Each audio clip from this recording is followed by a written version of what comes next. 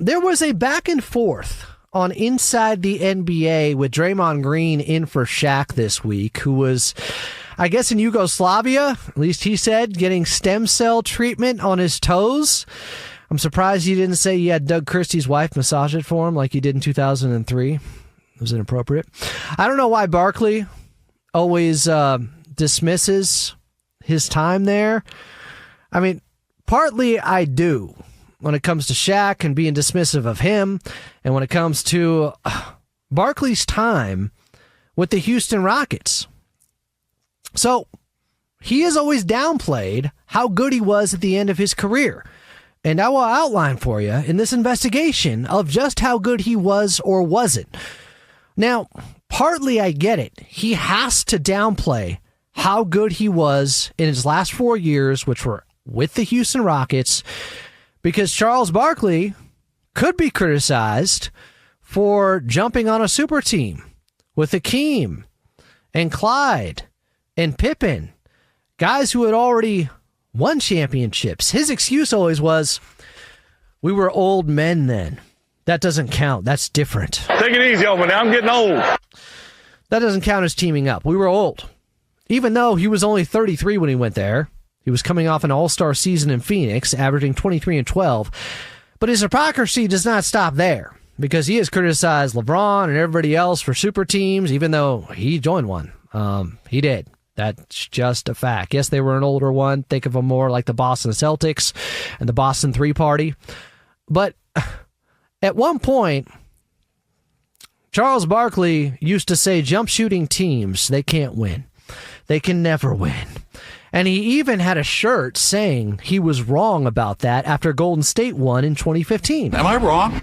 But it's hilarious hearing his intent on how you have to, get into the paint and back down your man like it was in the 90s all the time. He says that over and over again because jump shooting teams can't win. Well, guess what? Here's some hypocrisy.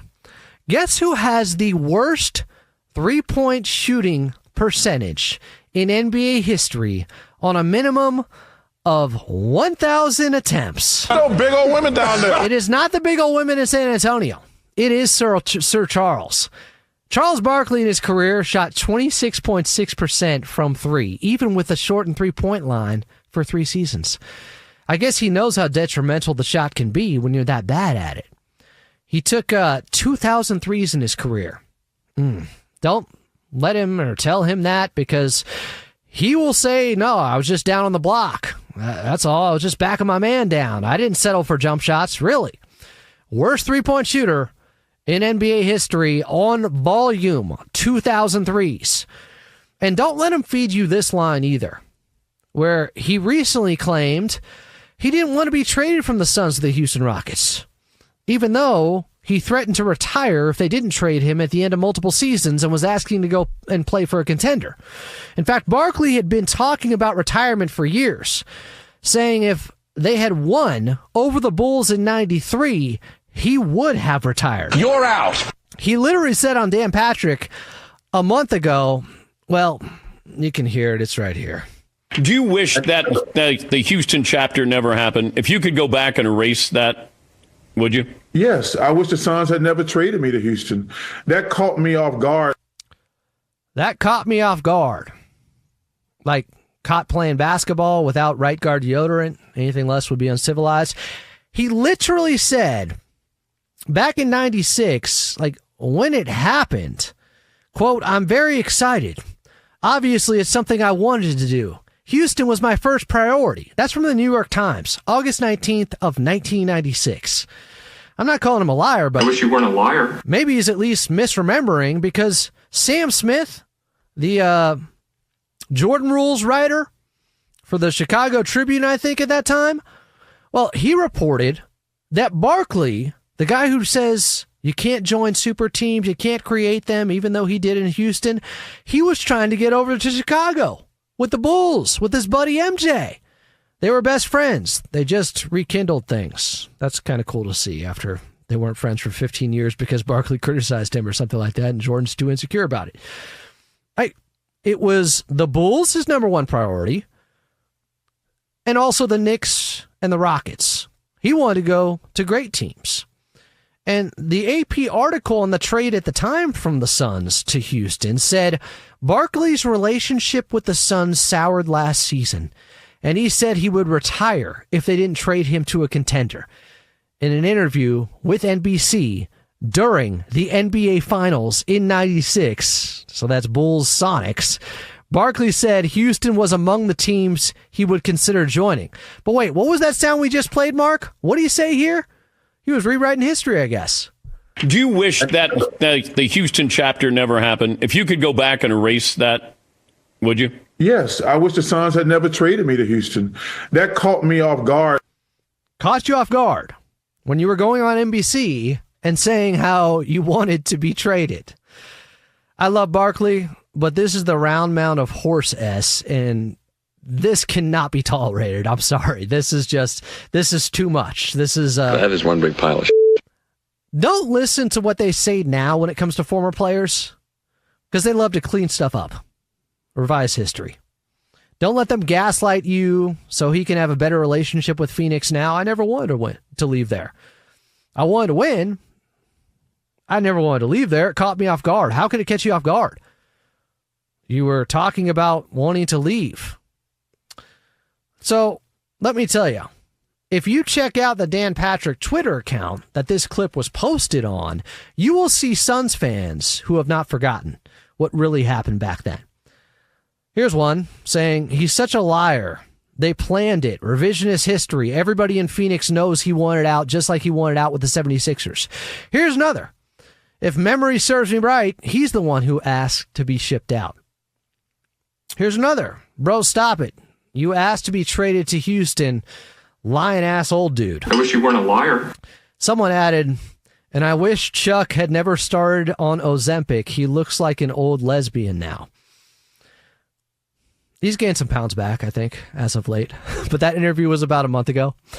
But I want to focus in now on his time with the Houston Rockets, though, because that's the topic at hand here after this back and forth he had with Draymond Green on Inside the NBA on Wednesday, where Charles first gave Draymond some hard truth about the Warriors' run being done and how he knows from experience they are just too old. Nobody wins when they're 37, 38. But you said what you said. I want to hear if he believes what you're talking. Yeah, I mean, I think the goal is just to not look like you in the Houston Rockets uniform. Yeah. Is ultimately the goal for us. Like, we don't want to. What does that look like? Did you see it? I'm just asking. I saw it. Huh. You saw it, Draymond? You were watching? Are you sure you were watching closely? Charles Barkley is a member of the Houston Rockets. I don't think you did. I don't think Charles Barkley remembers it correctly. Just like how he doesn't remember how he left the Suns to go to Houston. Now, Barkley would be the first to tell you he sucked in Houston. He says he was good his first 2 years, sucked his last two. And this is where I will defend Sir Charles, because he didn't suck as a Rocket. I guess I'm arguing with him and Draymond here, who both claimed he did suck. The Rockets, they had just been swept out the playoffs by the Sonics, who went on to lose to the Bulls in '96. The same Bulls that Charles wanted to join, the same guy who slammed LeBron for creating super teams, ironically. It's a double standard. It's hypocritical. I'm sorry. But the Rockets needed to beat Seattle, who had their number for years. And he delivered. When he came, that first year was the 96-97 season. They beat the Sonics in the second round with him next to Clyde and Akeem. And the final 6 games were decided by just 6 points or less. It went 7. That got them to the Western Conference Finals, only to lose in 6 on a famous shot from John Stockton in those high shorts, who had the series winning shot, which was partially on Charles and some bad defense. He didn't react quick enough to the stack set on the out-of-bounds play that the Jazz ran. Caused some confusion out there. But Barkley was good. He averaged 19 and 13.5 boards, second most rebounds in his career that first year in Houston. He was an all-star that first year in Houston. Draymond, are you listening? After that, Hakeem's decline really started. The dream... It wasn't a nightmare with his dream shake anymore, and the athleticism was dropping fast after an injury early in the season. That second year in Houston, they were much worse on defense because they didn't have Dream. He wasn't as good when he returned. They were the 8th seed. They got the Jazz in the first round, led 2-1. Then the Jazz won the next 2 games. Those were best of 5 series back then. Barkley also tore his tricep. Oh, I'm hurt. Yes, that muscle you can't see if you're a little bit overweight. No big old women down there. He was probably 6'5", 270 at the time, but he still had a tricep, and he tore it. Chuck still averaged 15 and 12 that year. Remember, he's also sacrificing some numbers because the guys he's playing next to now. But he was productive. And it was really the Hakeem injury that sealed their fate. Now, in 98-99, his third year, that was the lockout year with Houston. With the NBA, but he was on Houston. 50-game season, where they played back-to-back-to-backs. Barkley's third year, he's 35 at this point. This was the Pippen year, where he called him fat butt. It was very sophomoric. But Clyde Drexler had retired. They traded for Pippen. They got matched up in the first round with Shaq and Kobe in the 4-5 in the West. This was the last year in 1999, right before the Lakers would end up three-peating. So they lost 3-1.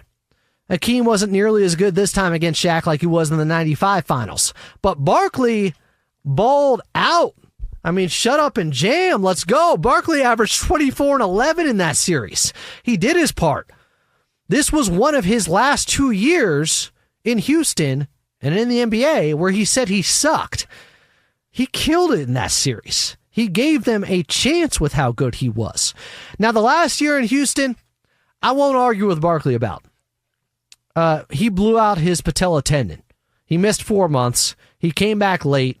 He knew it was over. He still averaged 15 and 11 in 20 games. Like, that's what washed Charles Barkley looked like. Can we hear that sound from Draymond Green that we just played? Barkley clip 2 there, Mark. I want to hear it one more time. Nobody wins when they're 37, 38. But you said what you said. I want to hear if he believes what you're talking. Yeah, I mean, I think the goal is just to not look like you in the Houston Rockets uniform. Yeah. Is ultimately the goal for us. Like, we don't want to. What does that look like? Did you see it? I'm just asking. I saw it. Now, Draymond was upset, probably because Barkley earlier talked about their run is over with Golden State. He also complimented them, said it was a great run. Obviously, it's an all-timer. But I would say to Draymond, like, you'd be lucky to look like Charles Barkley in a Houston Rockets uniform. He was still good. I don't care what Charles Barkley said. The tape is the tape. The numbers are the numbers. Like, maybe for his standard, he felt like he sucked. He didn't. And Draymond didn't see it, apparently. Like, you're just talking about a player you did not watch. Was he Sir Charles anymore? No. Was he still a problem? Yes. He had a game, his first game with Houston. He's going up against the Phoenix Suns. Nice schedule job there by David Stern to start off the opening tip of the 96-97 season. And Charles Barkley out-rebounded his former team in the Suns by himself. He had 33 rebounds. The Suns had 30. That's incredible. In Barkley's final year, he still averaged 15 points per game. Draymond, you never averaged more than 14 a season. In Barkley's final year, he averaged 11 rebounds. Draymond, you never averaged more than 10 in a season. That's washed Barkley? And he's still that good? Now, Draymond is a great all-time defender. Much better than Barkley in that era. Maybe the best modern-day defender. Now, you had to guard more true bigs back then. Now you have to go out on the perimeter a little bit more. It's different. But with Draymond, it's really this. He's great. He's going to be a Hall of Famer. He's got, 4 rings with Golden State. He is a star role player. Barkley was a star player. A number 1 option on a championship level team. It's proven in 93. John Paxson doesn't hit that shot. They're going to a Game 7 against Chicago in Phoenix. Draymond, you are not close to what Barkley was, and you didn't have nearly the responsibility he had in his career. Draymond, you won DPOY. Barkley won the MVP in Jordan's prime. He got it from Jordan in 93. Barkley's a top 50 player ever. Draymond wasn't selected for the top 75 player team. Like, Draymond is a product of great players around him, letting him do what he does best. Kick guys in the nuts. These nuts. Stomp on chests. No. Look, that suspension in 2016 was well earned in the NBA Finals. And the Warriors blew that 3-1 lead. I guess that's a factor, sure. To say you would have for sure won if you didn't get suspended, I think is BS. You played in 6 of the games. And Draymond, people forget this, in Game 7 at Oracle, 2016, he had the game of his life. 32 points. I think he hit 7 threes. They still lost. Right? Here's the thing, though. You know what Pac said? I don't even know why I'm on this track. Let Austin Rivers tell the truth about Draymond Green, as he did this week after Draymond said he was a Nepo baby and got bailed out by his daddy and Doc Rivers with that contract with the Clippers. Listen to Austin Rivers here. Draymond, you were the luckiest basketball player I think I've ever seen, especially in modern day history. Let's talk about that. You were drafted to a franchise with the Hall of Fame front office, Bob Myers, Hall of Fame coach, Steve Kerr, the greatest shooter of all time, and perhaps the top 5 player of all time, Steph Curry, Hall of Famer. One of the greatest shooters, top 5 shooter of all time, another Hall of Famer, Klay Thompson. The Swiss Army knife himself, the guy who could do a little bit of everything on the floor, Andre Iguodala, another Hall of Famer. I know, keep up. It's a lot of talent. Not to mention one of the most lethal scorers of all time and arguably a top 10 player of all time, Kevin Durant, the same guy you chased off because of this, your mouth. You talk too much. He does talk a lot. But there you have it. First, I tear down Barkley for being a hypocrite because he is. I got to be honest about that, or he's just misremembered. But then I defend his legacy as a Rocket against himself and Draymond Green because, things are complicated. We're flawed people. It's not all good or all bad. It's not all right or all wrong. I like Draymond, too. Hey, if the Clippers get him, I wouldn't mind that. He's just off base here. And it's not like criticizing Charles Barkley. I don't have a problem with that. Charles goes after everyone. It's fair game. He's just out of bounds here. He's wrong. Charles was much better as a Rocket than people realize. He hates too hard on himself those final years. Really wasn't that bad. Draymond would be so lucky to go out like that. But instead, it will probably be him walking off the court because he was forced after a flagrant 2 or something, or being ejected for a second technical after screaming at an official. Although most of the time, they give him a long leash. He gets away with a lot. Let's go to Chance from Alabama. Chance, you want to talk about Sir Charles? What's up, Chance? Yeah, man. I'm an Alabama fan. He went to Auburn, but yep. I love the guy, man. I know he's a little bit of a hypocrite, about, we all are. We all are. It ain't the end of the world. I just had to be fair. You went kind of hard on him in the beginning, man. The first person to tell you that Charles Barkley is fat is Charles Barkley. He makes fun of himself more than anyone. He does Weight Watchers. He don't mind. He has no I can't think filter. Of it. Nothing. Yeah, and nothing bothers the guy. He just lets it roll off his back. Thick skin. And Draymond Green is the exact opposite. Yeah. I mean, unless your name is freaking Tom Brady or LeBron James, Charles was 100% right. And as far as when you're 37, 38.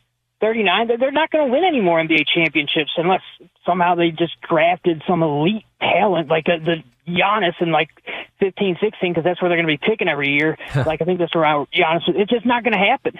And, Draymond's a big baby. Everyone knows that. And as far as just player comparison, he can't hold a candle to Chuck. I mean, Chuck's one of the greatest power forwards of all time, top 5 power forward of all time. He's one of the greats, and like I said, Charles is a little bit of a hypocrite, but man, he was dead on accurate about this.